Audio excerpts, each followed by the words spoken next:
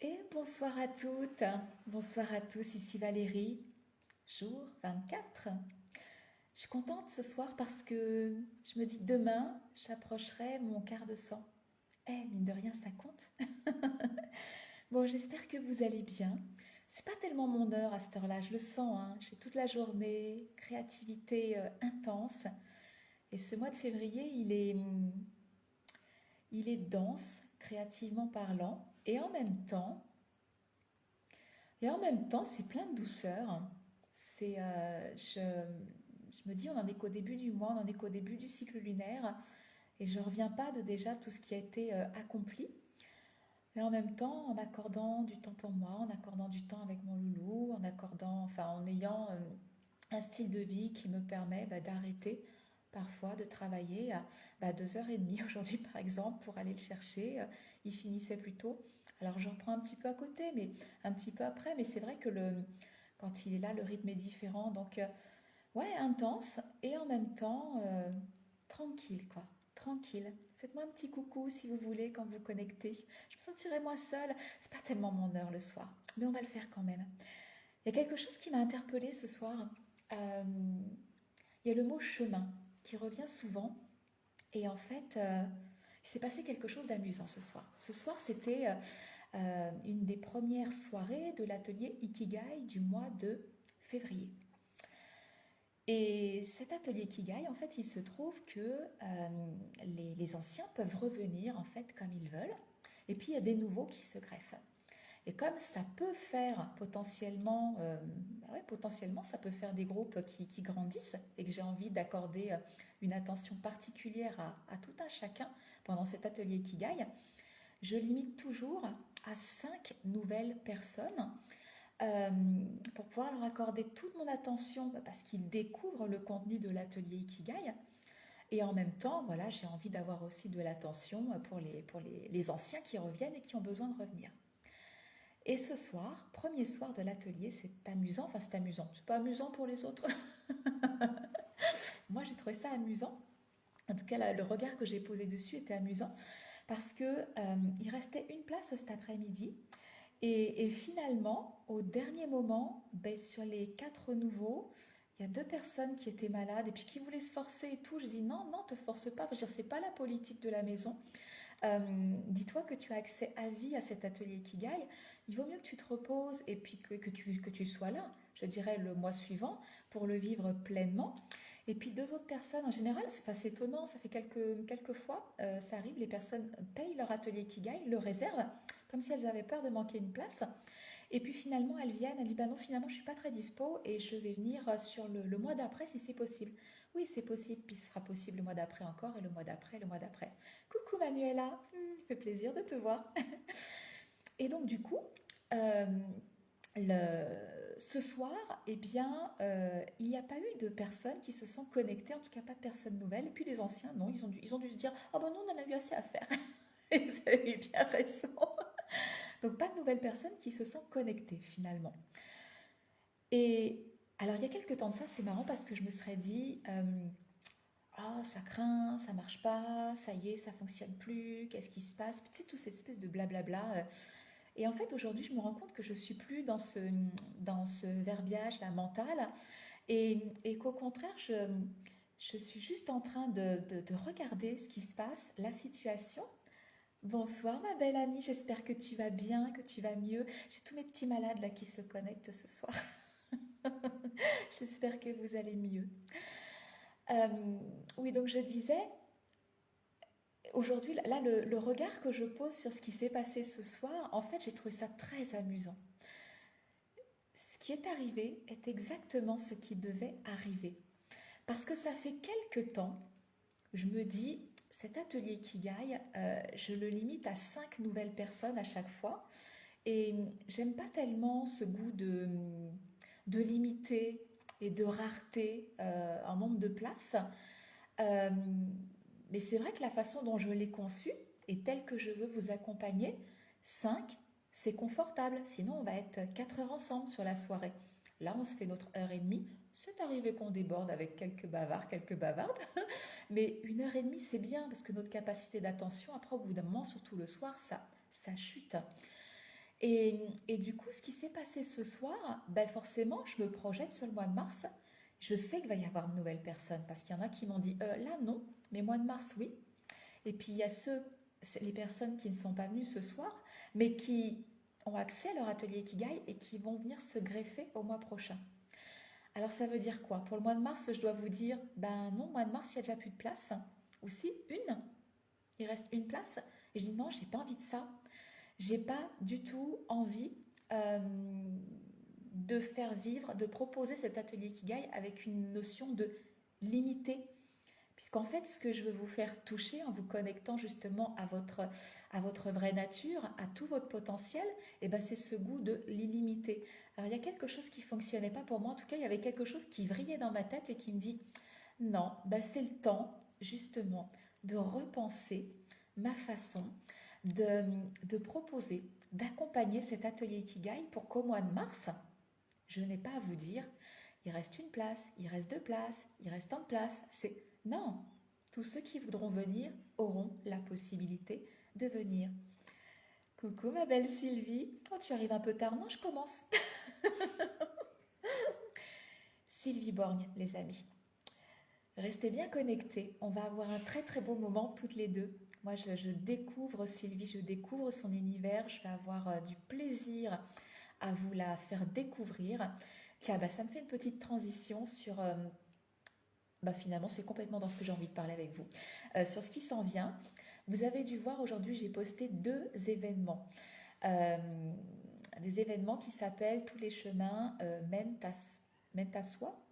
C'est comme ça que je l'ai appelé. J'ai un bug. Je vous dis que c'est pas mon heure à cette heure-là. Oui, c'est ça. Tous les chemins mènent à soi. Vous me corrigerez si c'est pas ça. Et coucou ma belle Enza.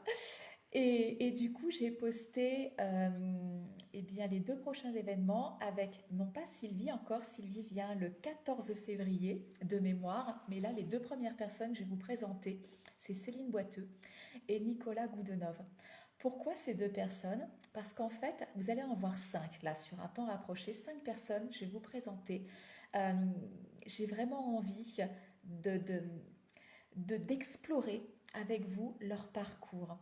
Qu'est-ce qui les a amenés à qui ils sont aujourd'hui? Et aujourd'hui, ça a l'air d'être tellement en phase avec leur vraie nature, justement. En tout cas, ce sont des personnes mais qui rayonnent dans ce qu'elles sont et dans ce qu'elles font. Et donc, bah, je vais vous emmener, on va se promener dans cette entrevue dans leur Ikigai. Mine de rien, eux, ils n'ont pas travaillé nécessairement leur Ikigai avec moi, mais moi, je connais l'outil pour finalement les questionner, pour pouvoir les inviter à nous raconter leur parcours, ce qui les a menés ce qu'ils étaient avant, où ils en étaient avant, à ce qu'ils en sont, où ils en sont et qui ils sont aujourd'hui. Je suis très curieuse et je m'attends à certaines choses par habitude de vous voir travailler sur vos ikigai, mais je m'attends en fait à avoir des éléments récurrents et j'aimerais bien les mettre en fait en lumière, en valeur pour vous qui n'avez peut-être pas encore travaillé votre ikigai ou qui êtes en train de travailler votre ikigai. Donc tous les chemins qui mènent tous les chemins qui mènent à soi, où on va rencontrer 5 personnes individuellement sur un temps qui va faire entre 30 et 45 minutes, hein, qu'on ait le temps de se balader dans leur parcours individuel. Ce que j'avais envie de mettre en lumière aussi, c'est que vous allez voir que dans le monde de demain, il y aura vraiment autant de métiers euh, différents que d'êtres humains.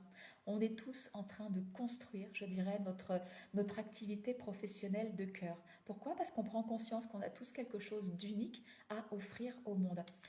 Donc 5 belles personnes à rencontrer individuellement et on va se retrouver avec ces 5-là, donc et moi-même, dans ce que j'ai appelé le cercle d'expression de soi. Où là, on va plus être dans leur cheminement, je dirais, professionnel. Alors professionnel, oui, qui va rejoindre leur chemin de vie tout court, parce que je crois que quand on est aligné, c'est pas je crois, c'est sûr, quand on est aligné, quand on se sent à sa place, il n'y a plus de séparation pour moi entre vie professionnelle et vie personnelle. Mais il y a ce moment voilà individuel avec eux et ce cercle d'expression de soi. J'ai envie que vous puissiez les rencontrer différemment, c'est-à-dire en dehors de leur métier, que vous puissiez rentrer dans leur univers pour que vous puissiez rencontrer l'être et non pas le professionnel. Parce que en ce moment, je parle beaucoup de ça. Je ne sais pas si vous avez remarqué, mais je vous dis, mais qu'est-ce qui attire les gens à vous? Je sais que les gens qui viennent à moi peuvent voir l'ikigai comme l'outil qui nous conduit au Saint Graal, c'est-à-dire notre mission de vie, notre mission d'âme, enfin notre mission, notre job idéal. Et, et il se trouve que, comme n'importe quel outil, hein, quand on le travaille de façon tout à fait mentale et qu'on dit, bon alors c'est ça, c'est comme ça, donc je vais proposer ceci pour les personnes. Voilà. Vous savez, quand ça vibre pas, quand il n'y a pas d'émotion, euh, c'est que ça raconte rien de vous finalement. Et, et ce qui est important, je dirais, tout en travaillant votre ikigai, c'est d'y mettre une dimension émotionnelle qui va être intense. Quelque chose qui va vous faire vibrer, quelque chose qui vous met en joie, quelque chose qui vous enthousiasme.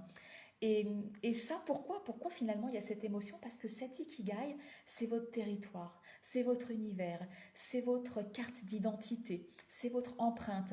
Certes, il y a vos valeurs dedans, parce que c'est vrai que quand on est aligné avec nos valeurs, quand on incarne nos valeurs, il y a quelque chose, je veux dire, qui est plaisant, qui est dynamisant. Ça va créer une dynamique. C'est simple, hein, c'est regarder, observer.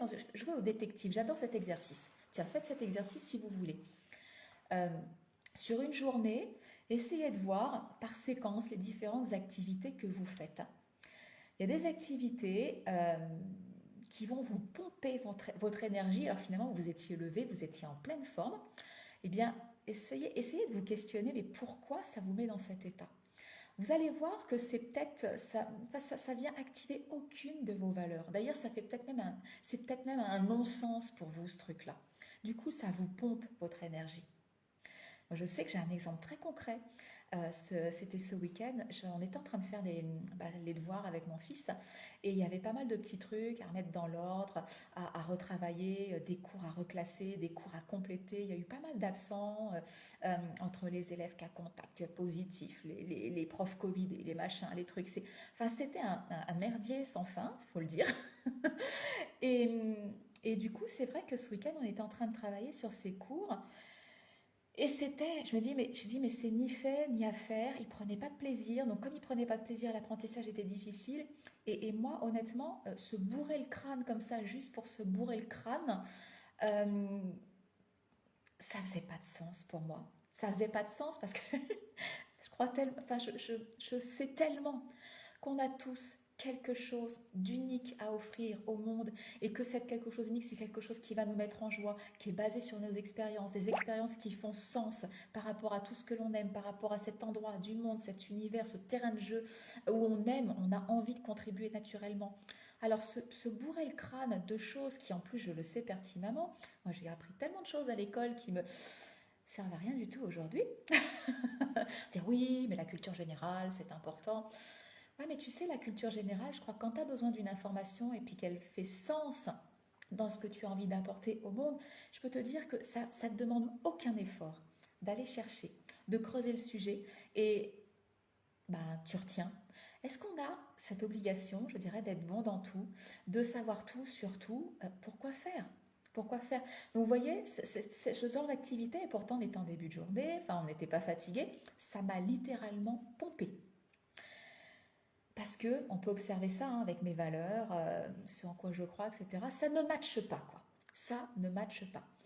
Quand on faisait l'école à la maison, ces apprentissages qui faisaient partie des programmes, on les raccrochait à des choses du quotidien. C'est marrant, ça rentrait plus, ça rentrait mieux parce qu'il y avait la notion de plaisir et parce qu'on le raccrochait à quelque chose.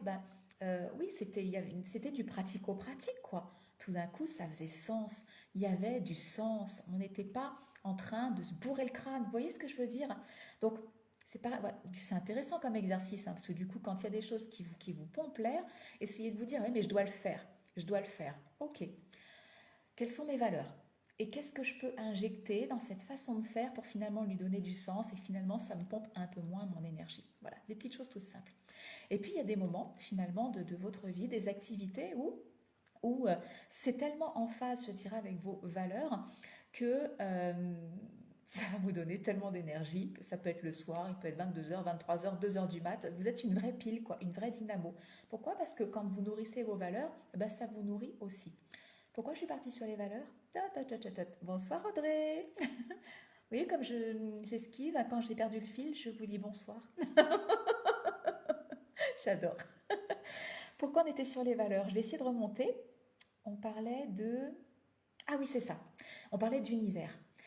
Et je disais que ce cercle d'expression de soi, en fait, je voulais vous faire rencontrer ces personnes, ces 5 personnes, non pas dans leur dimension professionnelle, mais dans leur dimension de l'être.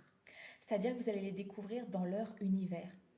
Ils vont vous partager quelque chose, hein, quelque chose, une pratique peut-être, quelque chose qu'ils aiment faire, un livre peut-être qu'ils ont lu, un outil qu'ils utilisent au quotidien, mais quelque chose qui a du sens pour eux, quelque chose qui les nourrit, quelque chose ouais, qui vont avoir envie de partager avec vous. Alors, si vous êtes là en direct, soit là ou en replay, moi je ne crois pas au hasard, hein, il y a que des rendez-vous. Enfin, c'est que parmi ces 5 personnes, il y a peut-être une, deux, trois, quatre, peut-être même 5 choses que vous aviez besoin peut-être de recevoir. Ça va peut-être être une contribution justement pour vous dans votre vie. Et il y a peut-être des choses que vous allez pouvoir injecter. Et j'aime beaucoup cette idée de rencontrer les gens aussi en dehors de leur sphère professionnelle. Vous savez, souvent, je suis tombée sur, j'ai pas eu le temps de la regarder en entière, mais une entrevue menée par Céline Boiteux, qu'on va rencontrer, je vais vous présenter jeudi, je crois. Oui, c'est ça. Je sais plus si c'est mercredi, jeudi. Non, c'est jeudi. Jeudi, Céline euh, organise des entrevues qui s'appellent Oui, c'est possible. Et je suis tombée sur le début d'une entrevue d'une femme qui disait euh, qui racontait que finalement elle avait passé quelques temps à être maman au foyer. C'est-à-dire voilà, elle avait dû choisir entre élever ses enfants et son job. Et elle racontait, c'est marrant parce que ça m'avait évoqué une période de ma vie où j'avais pris un congé parental et je m'occupais, donc j'élevais du coup mes 2 enfants à la maison.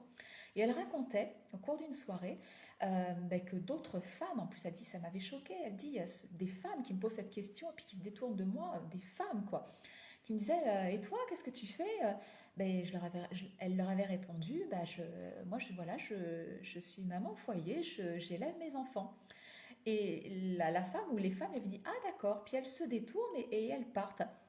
Comme si, vous voyez, on était définis à travers notre profession.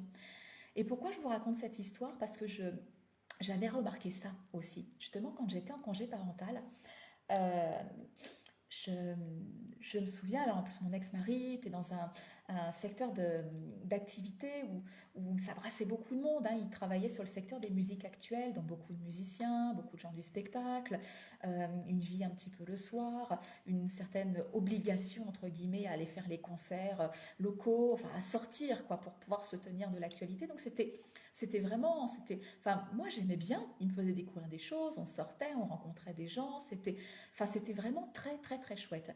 Mais c'est vrai que tous avaient une activité et puis ils se retrouvaient, je dirais, autour de ça. Et puis il y avait les femmes, voilà, les compagnes de ces musiciens, puis qui pouvaient être en activité aussi. Et j'avais remarqué ça quand on me demandait à moi, donc qui recevait, et toi tu fais quoi? Je dis, moi je suis à la maison, je m'occupe des enfants. J'avais remarqué ah d'accord, ok, puis pouf, voilà, il partait faire autre chose. Ça m'avait mais tellement gonflé. Et je dis, mais on est donc défini que par notre profession. Je dis, c'est quand même tellement réducteur. Et donc, du coup, j'avais inversé le truc, quoi, parce que je dis, mais attendez, mais enfin, m'occuper des enfants à la maison, c'est pas, je suis pas devant ma télé à attendre que monsieur rentre et ramène l'argent à la maison. Non, non, pas du tout. Il se trouve déjà en tant que maman en congé parental, bon, ça allait pas chercher loin, mais je touchais quand même quelque chose pour pouvoir contribuer à la vie de famille. Et puis surtout, je gérais quoi, tout le quotidien, toute la maison, et puis les enfants, et le bien-être des uns et des autres, etc. Et c'était pas un petit morceau. Et donc du coup, quand on me demandait qu'est-ce que tu fais et toi qu'est-ce que tu fais dans la vie, j'avais pris l'habitude de dire moi je suis cadre familial. Et là, ah ouais, c'est quoi? Et là, je leur raconte, tu vois, je me lève le matin à telle heure et je m'occupe des enfants, puis je m'occupe de faire ceci pour mon petit mari puisse partir, et puis du coup, je fais attention que les repas n'aient rien, et puis je fais l'infirmière aussi, puis je fais la comptabilité, puis je fais ceci, puis je fais cela, puis j'organise les soirées comme celle où tu es ce soir, etc. Enfin, et ça faisait tellement rire les gens, finalement, parce que Je crois on a pris l'habitude dans notre société de se définir à travers ce que l'on fait. Et je trouve ça tellement, tellement réducteur. Et finalement, l'humour que j'avais mis dans cette réponse, je suis cadre familial, plutôt que de dire je suis maman au foyer, ça générait. Moi, déjà, ça me faisait prendre un recul, mais juste extraordinaire par rapport à, voilà, au jugement, au regard des autres ou n'importe quoi. Et, et du coup, je me suis rendu compte que, comment vous dire, je crois que finalement, les gens portent peut-être même pas de jugement sur le fait qu'on soit mère au foyer ou pas. C'est peut-être nous qui sommes mal avec ça, parce que qu'est-ce que vous voulez qu'on réponde? Ah bah, je suis mère au foyer. Oui, c'est peut-être pas très palpitante ta vie, mais quand on raconte je suis cadre familial, ah ouais, c'est quoi tout d'un coup? On fait la même chose, mais ça devient très palpitant. Donc vous voyez, finalement, c'est le regard qu'on porte sur les choses aussi qui crée aussi la relation, puis qui crée le regard qu'on va porter sur notre situation. Bref, tout ça pour vous dire que je trouve ça réducteur de nous définir et puis d'entrer en contact les uns avec les autres euh, à travers notre dimension professionnelle. Je trouve que rencontrer l'être, c'est tellement mieux. Et quoi de mieux que de partager finalement quelque chose que l'on aime, qu'on a envie de déposer là, dans un groupe, dans le petit groupe, pour dire, bah voilà, ça c'est une part de moi, c'est ce que j'aime, j'ai adoré, je vais vous dire pourquoi, et je vous le partage ce soir. Donc, ça te plaît bien, Annie, cadre familial. Bah écoute, c'est cadeau. Voilà, voilà. Chers amis, chères femmes, si ça vous parle, eh ben, prenez-le. Voilà, je vous l'offre, c'est cadeau. Soyons des cadres familiaux. Oui, c'est ça, cadres familiaux. Oh, c'est encore au masculin, c'est terrible cette histoire. Bon, je reviens à mon histoire de chemin. Ce mot chemin qui est pas mal revenu, qui me clignotait là, tout au long de la soirée. Il y a eu une super question, c'est Peggy, je crois, qui l'a posée sous un commentaire. Elle me demandait, tiens, mission de vie pour toi, est-ce qu'on la trouve? Ah, c'est ça, parce qu'on parlait d'un livre. Un livre qui s'appelle Une histoire de magie. Je l'ai bouffé. Je vous dis qu'à cette heure-là, c'est fini pour moi. Si je prends pas des notes, c'est un texte à trous. Tu sais, c'est un live à trous. C'est complété dans les trous. Je lance une idée, puis il y a des trous, puis vous complétez. Il faudra chercher dans les commentaires. Tiens, on va faire un jeu. Allez, ça marche. Euh, donc Peggy est en train de lire un livre que j'avais déjà lu. Et je dis, ah, oh, c'est génial, j'ai adoré ce livre. Est-ce que tu l'aimes? Et puis qu'est-ce que tu en retiens?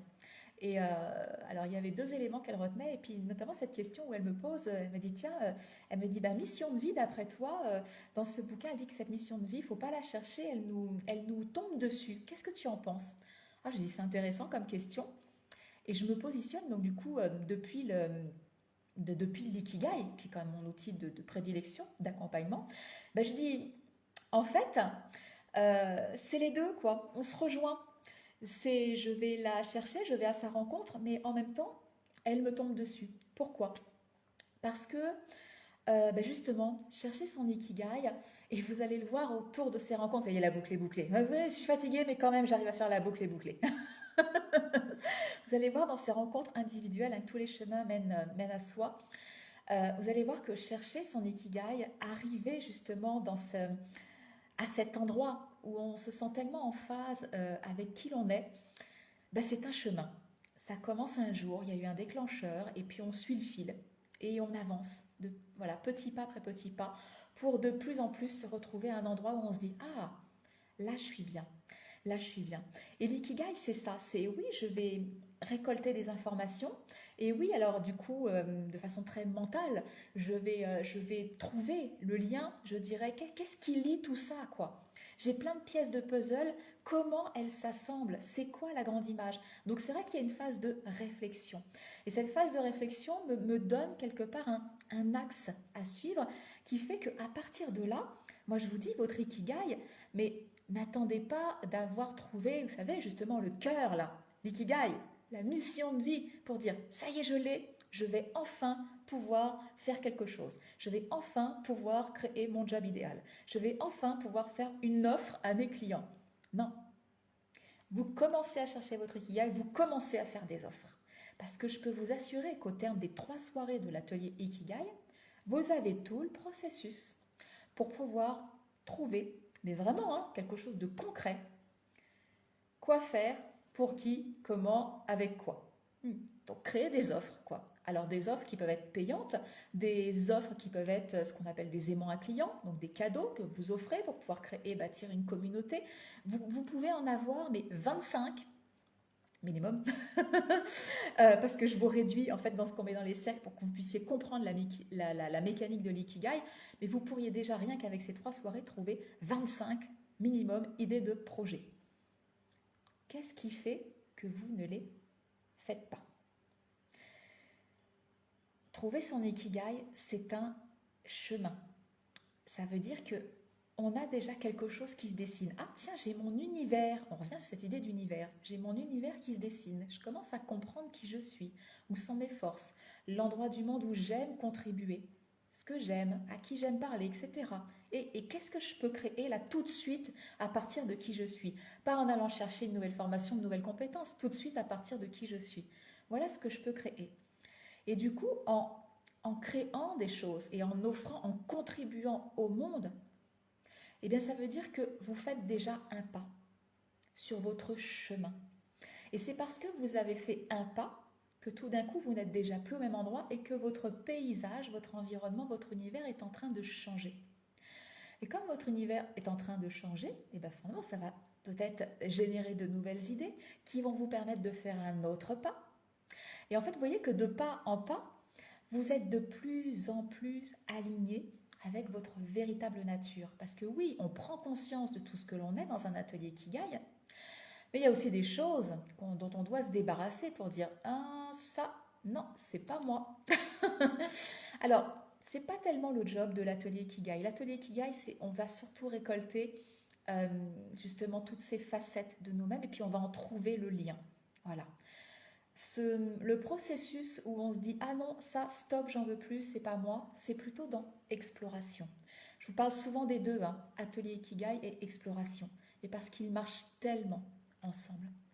L'ikigai, c'est pour trouver son axe, c'est pour trouver, c'est notre empreinte, c'est notre carte d'identité, c'est notre univers. Je vous en parlais hier, puis je crois avant-hier. Je vous dis aujourd'hui, là, je suis en train de travailler avec l'ikigai pour pouvoir créer mon branding. Et c'est quelque chose que je vais pouvoir vous proposer. Je vais vous faire un atelier spécifique personal branding. Pour dire, voilà, à partir de votre Ikigai, je ferai un combo certainement. Atelier Ikigai plus un atelier de... pas forcément en soirée. Mais dites-moi en commentaire, est-ce que le soir, c'est correct pour vous? Ou est-ce que ce serait plus confortable pour vous que ce soit plutôt le samedi, en journée, ou même en semaine, en journée plus tôt dans la soirée ou plutôt sur le temps de midi.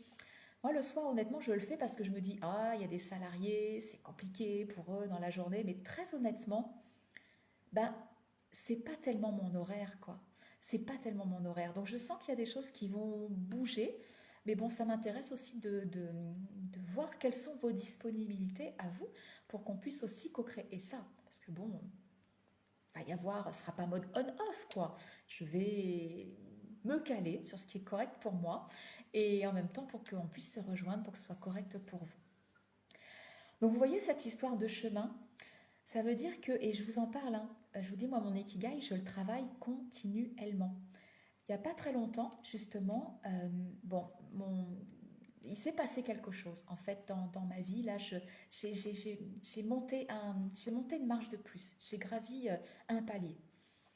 Et du coup, en montant de niveau, mon environnement humain a pas mal changé, vraiment. Et du coup, c'est vrai que je me suis retrouvée avec des femmes, notamment beaucoup de femmes, qui étaient très inspirantes pour moi. Je dis, waouh, elles sont au prochain niveau que je veux atteindre. Et c'est vrai que du coup, cet environnement humain qui a changé, et ben, j'ai regardé, hein, quand j'ai retravaillé mon Ikigai, ben, je me suis rendu compte, par exemple, dans mon échelle de valeur, ben, qu'il y avait des choses qui étaient en bas. Mais pourquoi? Parce que je mettais une représentation dessus, je vais être très concrète, je vais vous dire. Et tout d'un coup, c'est devenu, paf, pole position. Vous voyez, dans mes valeurs, il y avait la valeur progression. Pour moi, progresser, c'est quelque chose qui m'anime. Si j'ai pas ça tous les jours, j'ai l'impression d'avoir gâché mes journées. Parce que progresser, pour moi, c'est être vivante, quoi. C'est m'inscrire dans le vivant, il est toujours il est en croissance permanente. Donc, permanente. dodo. C'est bientôt fini. Et cette valeur progression, elle était là, elle était importante, mais il y en avait d'autres qui étaient quand même au-dessus. Et là, c'est vrai qu'avec cet environnement qui a changé, j'ai vu que dans mon échelle de valeur, il y a une valeur qui s'appelle leadership qui est montée tout en haut. Mais pourquoi? Parce que derrière le mot leadership, j'en avais une représentation. Bon, ouais, c'est ça, j'avais fait un gros transfert en fait. J'avais vu des hommes qui parlaient que de leadership, qui incarnaient soi-disant le leadership et qui, pour moi, je me disais, mais non, si c'est ça le leadership, enfin moi, oui, je vois bien l'idée, en effet, d'être le leader de sa vie, de maîtriser justement les tenants, les aboutissants, pas d'être dans le contrôle, hein, mais de maîtriser tout un tas de paramètres justement pour pouvoir être acteur de sa vie. Mais ceci dit, le leadership, si c'est ça, enfin, la façon dont il l'incarne, ça ne me parle pas du tout. Donc oui, c'était important, mais c'était pas tout en bas. Là, dans mon paysage de femmes que je vois des femmes qui incarnent le leadership au féminin. Et je peux vous assurer que ça n'a rien à voir. Mais rien à voir. Le leadership, en tout cas, tel que je l'ai compris maintenant à travers elle, à travers ce que je fais moi, ce que j'appelais de la progression, c'est pas vous savez, être dans ce mode, ça fait longtemps que je critique, enfin que c'est vraiment que ça me travaille à l'intérieur. C'est pas être en mode, allez, go, go, go, vous savez, faire un truc, puis aller motiver les trucs, motiver les troupes et les tirer vers le haut. Non, c'est pas diriger les gens, quoi, le leadership. Le leadership, pour moi, c'est d'abord me diriger moi. C'est d'abord transformer ma vie, moi. Et parce que je le fais, ben peut-être que ça va vous donner le goût, l'inspiration de dire mais comment tu fais? Je vais t'observer. C'est quoi ton mode de pensée? Qu'est-ce que tu as dit l'autre fois? Ah tiens, ça m'a fait prendre conscience de tel truc. Vous voyez, en fait, c'est ça, c'est je vais pas m'occuper de vous. Je c'est pas que vous n'êtes pas importante. Mais je veux dire, la priorité, c'est vraiment de travailler sur moi, de transformer ma vie. Et si ça peut vous inspirer et vous donner, on va dire, le goût d'en faire autant, et puis surtout la, la, la certitude, quoi, la certitude que c'est possible, ça peut vous donner confiance en vous et foi, je dirais même en la vie, et ben je dis ça, c'est génial. Et pour moi, ça, c'est du leadership au féminin. Vous voyez qu'on n'est pas du tout dans le contrôle, on n'est pas dans le go, go, go, c'est plein de douceur, c'est plein d'amour, c'est plein de bienveillance, c'est... Enfin voilà. Et du coup, je me suis rendu compte que cette valeur que j'avais du coup appelée progression, parce que leadership, ça me heurtait, parce que j'avais mis une représentation sur le leadership, bah, je dis, bah non, mais en fait, je vois bien que cette progression, c'est tellement important pour moi, c'est là-haut. Mais de quoi je parle? De leadership. Vous voyez ce que je veux dire? Je vois oui, je vois des petits pouces, des petits cœurs. Oh, vous dormez pas? Moi, je vais aller dormir. Hein. J'espère que c'est cohérent, enfin que ça a du sens ce que je vous dis, parce qu'à cette heure-là, je me sens quand même un peu à l'ouest, je veux dire. Enfin voilà ce que je voulais vous partager. Il y avait vraiment ce mot chemin, vous voyez, qui clignotait plusieurs fois ce soir et qui me dit mais parle-leur de ça, quoi. L'ikigai, la mission de vie, c'est pas une finalité en soi. C'est on rentre dans un processus et c'est un chemin. Je peux vous assurer que moi, si aujourd'hui je me disais bon bah ça y est, j'ai trouvé, c'est fini, je me dirais mais qu'est-ce que la vie, elle est triste quoi.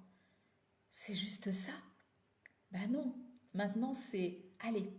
Je me sens vachement bien où je suis. Et vous savez, la magie du truc, c'est quand on commence à se sentir tellement bien là dans cette place qu'on appelle l'ikigai.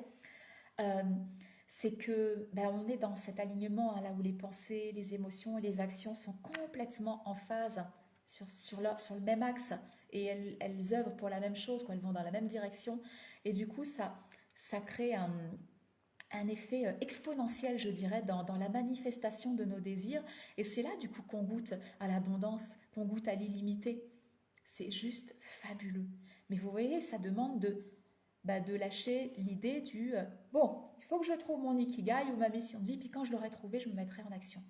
Non, non, je décide de suivre le chemin, de suivre un chemin, et que de toute façon, à partir du moment où je vais faire un pas, deux pas, trois pas, 4 pas. Et quelle que soit la direction, quel que soit le chemin, il n'y a pas de bon choix, il n'y a pas de mauvais choix. C'est juste un choix. Et ce choix-là va nous amener ailleurs, qui va nous permettre de faire d'autres choix. Et de toute façon, je dirais que quand on prend l'habitude d'aligner pensée, émotion et action, on arrive toujours, je veux dire, on resserre, on arrive toujours à cet endroit qui match tellement avec qui l'on est. Voilà, je crois que ce sera tout pour ce soir. Donc, il n'y aura pas de place limitée pour l'atelier Ikigai du mois de mars. Vous pouvez réserver à partir de maintenant. Et je vais repenser cette façon de vous accompagner pour que vous puissiez goûter justement, vous ayez envie d'être en chemin et que vous puissiez goûter à cette illimité de façon exponentielle. Je vous le dis, exponentielle. Je vous embrasse. Passez une bonne nuit et puis je vous dis à demain.